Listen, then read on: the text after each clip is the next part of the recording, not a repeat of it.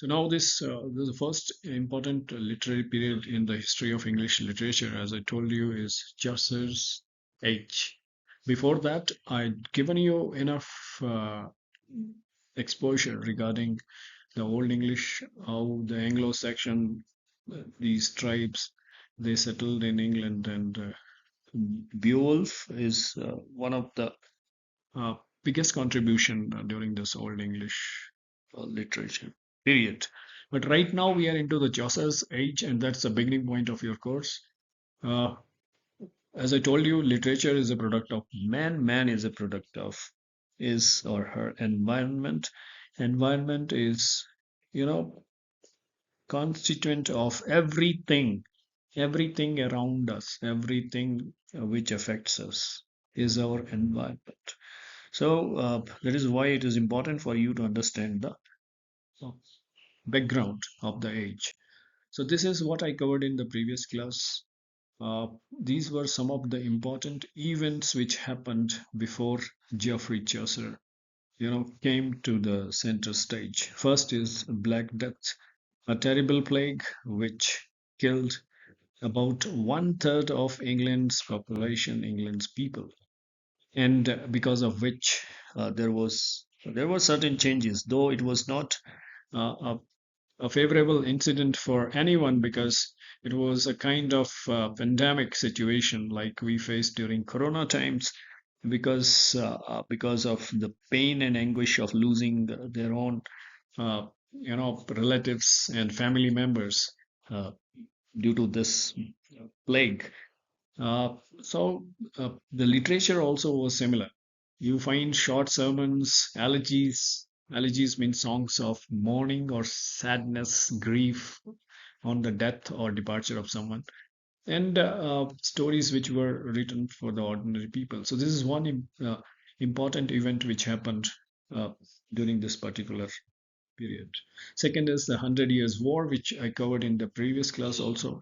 It is it's not that these French and the English rulers they fought for a total period of 100 years on the war front, but it was a kind of series of conflicts which continued for uh, almost 116 years. We call it 100 Years' War, starting in 1337 to 1453.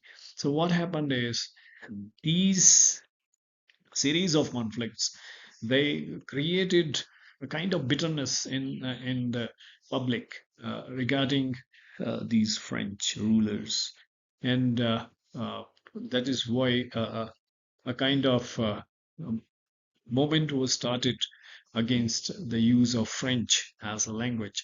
So it is just like an adversity somewhere becomes an opportunity for someone else. So it was a kind of opportunity for English to come to the center stage. Uh, Before this, let me remind you that English was nowhere on the scene. English was no established language in England. The courtiers or the rulers were French, so they used French in court matters, and the church, which was another major influence during this period, used Latin. So there was no trace of English, right? So, but because of these incidents, uh, environment was created for a favorable evolution of English as a language.